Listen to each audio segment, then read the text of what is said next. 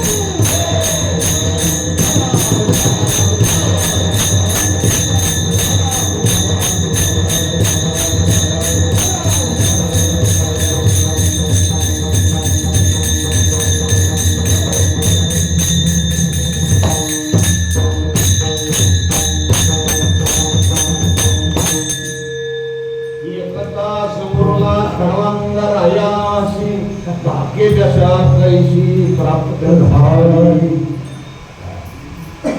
तुकाराम महाराज यावर या पहिले खुर्ची या नाही सद्गुरूच्या प्रांगणामध्ये यायचा. अंतरीची ज्योती प्रकाशली दीप्ती, अंतरीची ज्योती प्रकाशली दीप्ती, मुळेची जो होती आच्छादित, तेथीचा आनंद ब्रह्मांडेन समाय, तेथीचा आनंद ब्रह्मांडेन समाय, उपमेस काय देव सुखा, भावाचे मथिले निर्गुण हे संचले, ते उभे केले विठेवरी, तेथीचा आनंद ब्रह्मांडेन समाय, उपमेस काय देव सुखा. तुका म्हणे आम्हा ब्रह्मांड पंढरी, तुका म्हणे आम्हा ब्रह्मांड पंढरी, प्रेमाची थोरी साठवण, तेथीचा आनंद ब्रह्मांडेन समाय, उपमेस काय देव सुखा. पांडुरंग प्रगवन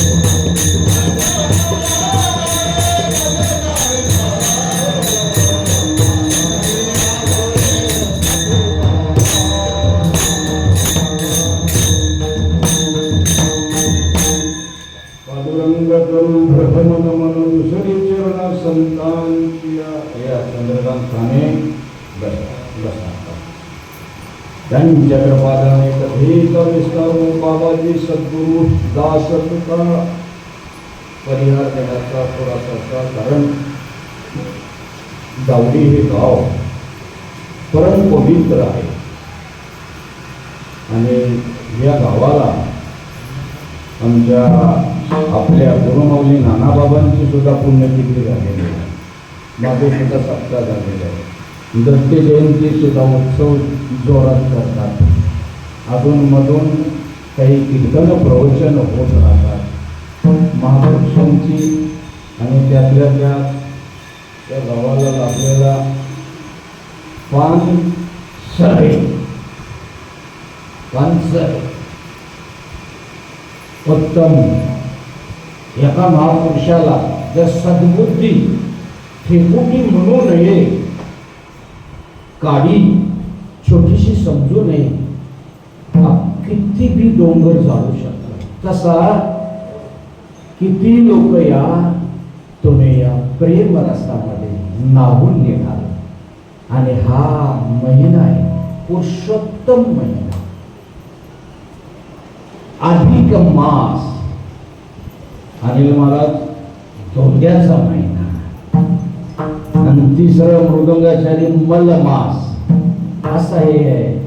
आणि हा जो पुरुषोत्तम महिन्यामध्ये अंतर महाराज ऐकलं का भाऊ, याने एक पर्वणी तयार करून ठेवलेली, काय का होणार, परंतु ही पर्वणी ज्याच्या भाग्यात आहे ते घेतात आणि ज्यांचे भाग्यात आहे ते पाहतात. असो विठाल विठाल.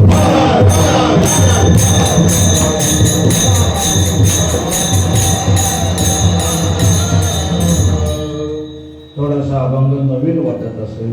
अंतरेची ज्योती प्रकाशली दीप्ती, अंतःकरणातली ज्योत ज्याला सद्गुरुनाथ आपल्याला अनादिकालचा जो आलेला बोध मिळाला जातो.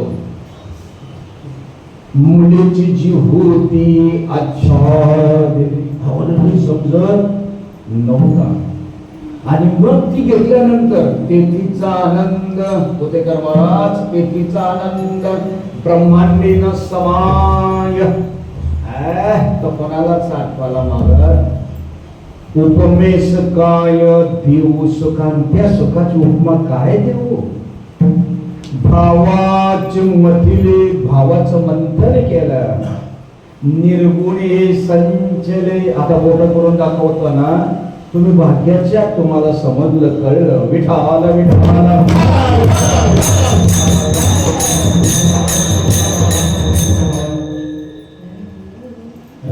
आपल्या जातीवंत एक गडी खाली बसलं म्हणजे गुरुदेव वाटतं. भावाचे मथिले निर्गुणे संचले, तेही उभे केले विठेवरी. तुका म्हणे आपा ब्रह्मांड पंढरी, सगळी एकच पंढरपूर करतो नाही तर अखंड. हरी येथे रे हरी तेथे, हरी वाचण्याच्या गणाही. अशी ज्याची परमार्थात आर्तता असते त्याचीच आरती होते. ज्याची प्रपंचाची आरती असते त्यांच्या आरत्या होत नाही. विठाल विठाल.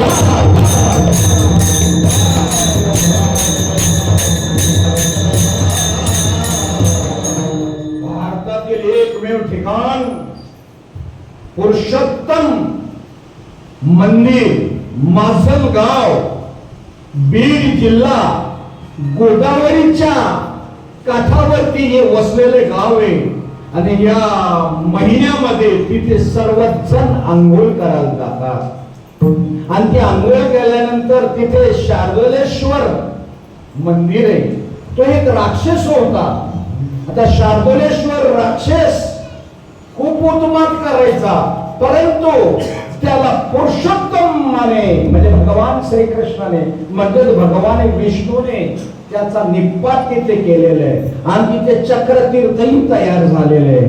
आणि आजही या महिन्यामध्ये तिथे खास आंघोळी करता जातात.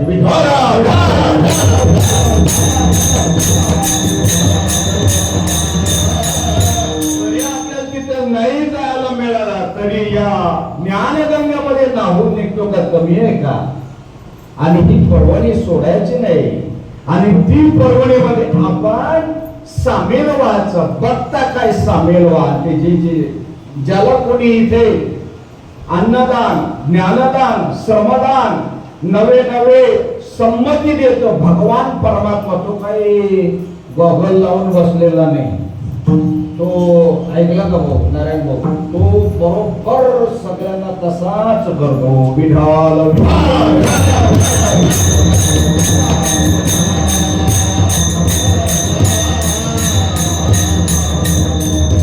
अंतःकरणातली ज्योत आहे ना, ती ज्योत प्रज्वलित करता आली पाहिजे. त्यामध्ये सगळ्यात चांगले सांगतात, सगळ्यात भागवतकार चांगले आहेत, सगळ्यात रामायणकार चांगले आहेत, सगळेच शिवपुराणवाले चांगले आहेत, सगळ्याच लोक चांगले आहेत. फक्त आपले आपण काय केले बोलले जरा लोणचं मुरला ताई मग त्याला जाऊन येतो विठाल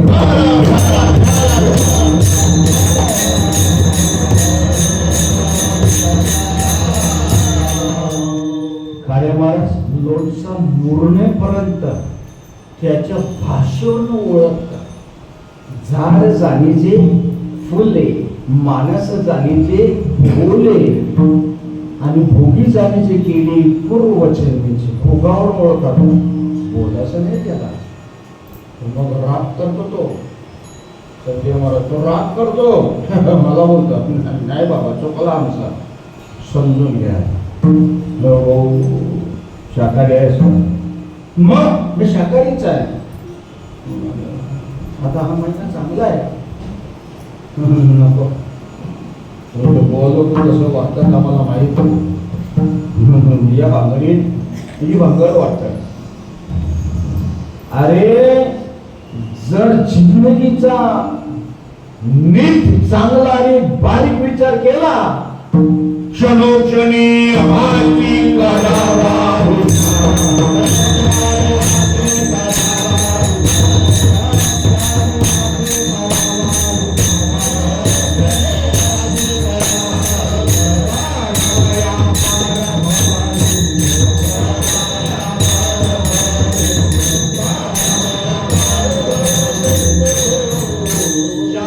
भीष्माचार्यांना 113 बाण लागले आणि मारल्यानंतर भीष्माचार्य कोसळून गेल्यानंतर मारले याच बाबांनी कोणी विटेवरच्या मालकाने आणि मारल्यानंतर निमित्ताला अर्जुन राजानो कोणाचा खटका असेल आम्ही करतो काढून टाका अरे तुझे आता हवा घालवली निघून गेला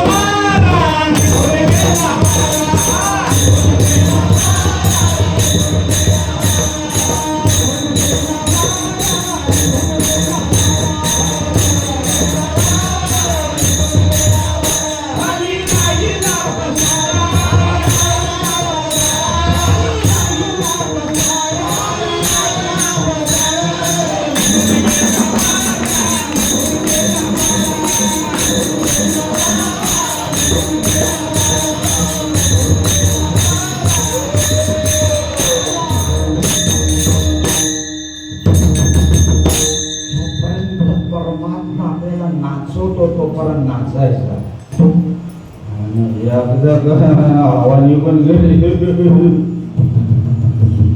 कडबड करायची मग 113 पान लागलेले भीष्माचार्य हा हो का रक्त गळत का माझं हाड दुखतात काहीच बोलले नाही काहीच पण त्याने क्षणाचा जातीवंत ज्वलंत आणि जिवंत त्यांनी काय केला आत्मसंयमतेकडे लावला पहिला जाऊन भगवान श्रीकृष्ण दर्शन घेतले लीलाधारी नाटकी प्रभू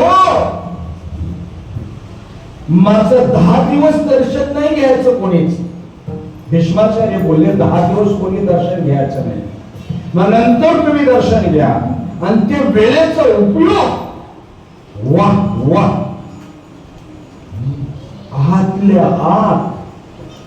आतल्या आत ज्याचा प्रभाव झालेला आहे स्वरूपाची ओळख झालेली आहे परोक्ष कळलेला आहे अपरोक्ष कळलेला आहे मन विक्षेप आवरण काषाय दोष प्रतिभा प्रज्ञा स्फूर्ती स्फुरण स्मरण मेघा प्रगल्भता ज्ञान विज्ञान तत्वज्ञान आत्मज्ञान बोध हे सगळं कळलेलं आहे तर त्या आतल्या आत भगवान विष्णूचा सहस्र नाम त्याने जपाची सुरुवात केली आणि रचना केली हो कोणी भीष्माचार्यांनी मग एका शंकोखोर माणसाने विचारलं का हो त्याने जर रचलं मग लिहिलं कोणी हा बरोबर आहे लिहिलं कोणी लिहिणारा गण्या माप्या नव्हता सांगणारे व्यासदेव होते लिहिणारे भगवान गणपती होते सगळ्यांचं अंतःकरण जाणतात ते आता मी तुमचं माझं सगळ्यांचं अंतकरण जाणतो तो परमात्मा. आणि त्या गणेशाने विष्णू सहस्रनाम लिहिलं म्हणून आपल्याला ते विष्णू सहस्रनाम प्राप्त झालं.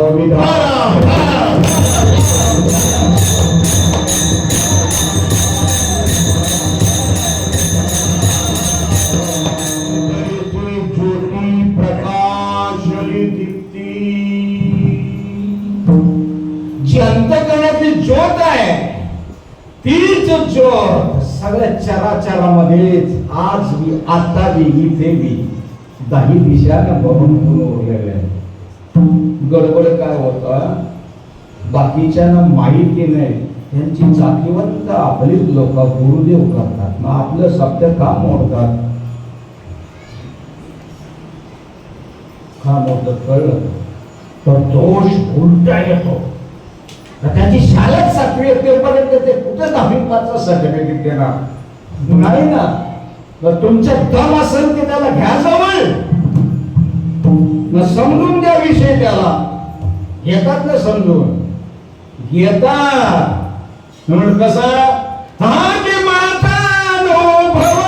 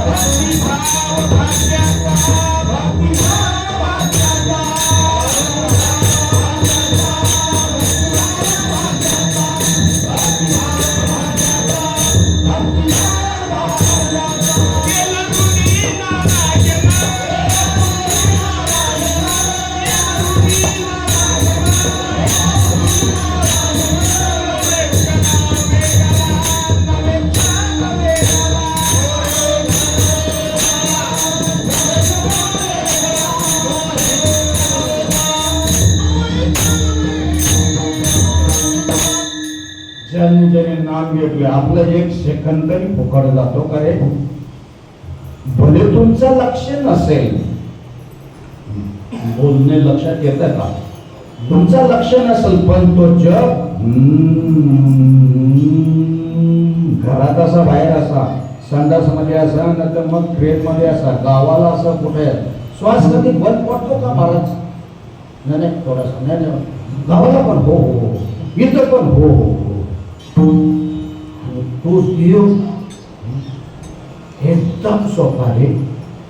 ज्या वेळेला मोगलांची राणी असाच महिना होता कुठला पुरुषोत्तम महिना होता आणि त्या पुरुषोत्तम महिन्यामध्ये चांद बीबी नावाची महाराणी 4.5 मणाच्या सोन्याच्या अंबारीमध्ये बसलेली आणि तिचा प्रधान चारू कीर्ती आणि तो चारू कीर्ती बोलला का हो इथून मथुरा किती लांब आहे वृंदावन किती लांब आहे म्हणतो जवळच आहे. मला त्या भगवान श्रीकृष्णाचं दर्शन घ्यायचं आहे.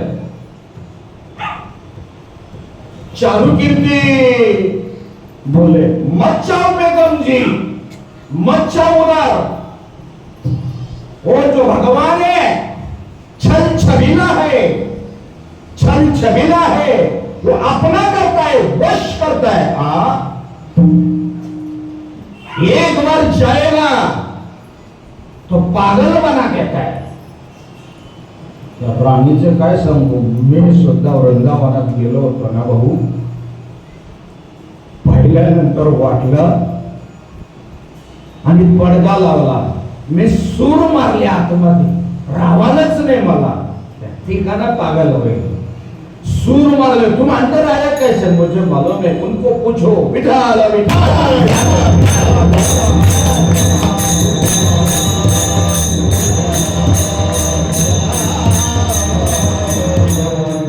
मग सांगितलं चांदनी बोलली उनको फिर देखना ही मांगता है. दुसऱ्या दिवशी तळ उठवला राहू द्या उठवला हम हत्तीच्या अंबारीमध्ये ती टाईट केल्यानंतर बसले. चालू खिड़कीला बोलले, वो होता ना छल छबीला है, हाँ वो सुकून देता है, अपना कर लेता है, मज्जा रानी सरकार मज्जा उधर. फिर जाना है मांगता है. मुझे ऐसा लगा वो चलता फिरता है क्या, बोलता नहीं, फिर चलता फिरता नहीं तो फिर इतना कैसा वश करेगा, मैं देखेगा वो. छान बीबी थांबली नाही, चालतच राहिले. वृंदावनाच्या जवळ गेल्यानंतर कळलं, तिच्या बादशालाही कळलं की आपली पत्नी कुठं चालले,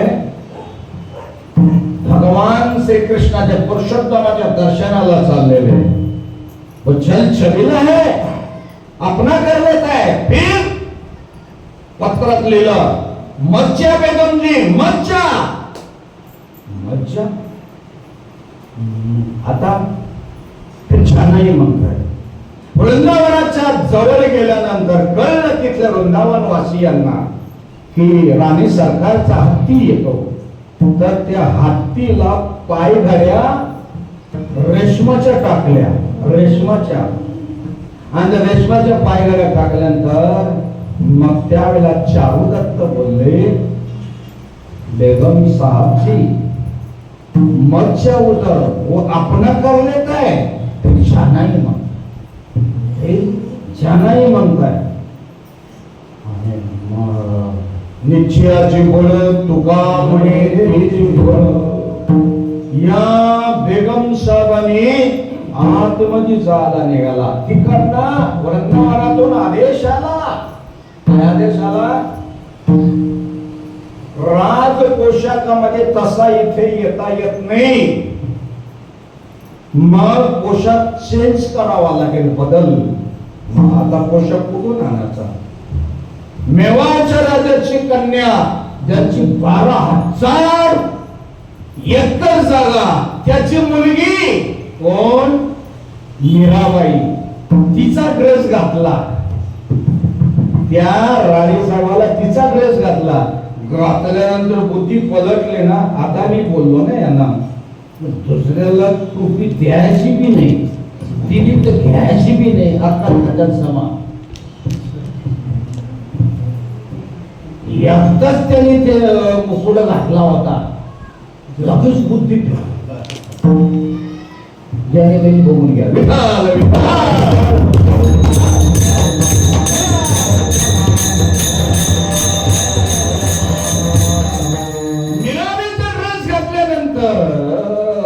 समाधानी ती सांगितलं, हे सगळं लावा जमा सोडून द्या, सगळं सैन्य जाऊ दे बघा. मग तिचे प्रधान बोलले, बेगम जी, चांद बीबी बेगम जी, तुम्हारा दिल बाद में घूम गया तो फिर ये रहने दो. मग सर तिच्या बाहेर सैन्य उभे केले आणि आतमध्ये आले. आतमध्ये आल्यानंतर आपल्या प्रभूला पाहिल्यानंतर अभंगाचं पहिलं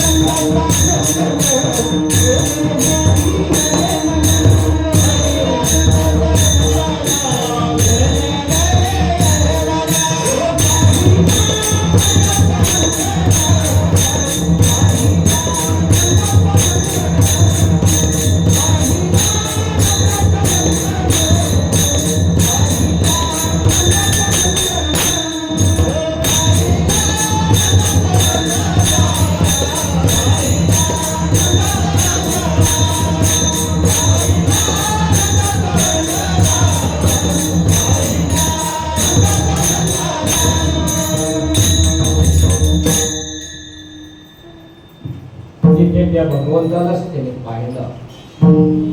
पाहिल्यानंतर मग तिची जी अंतःकरणातली ज्योत होती ती अभंगाचं पहिलं चरण. अंतरेची ज्योती प्रकाशाला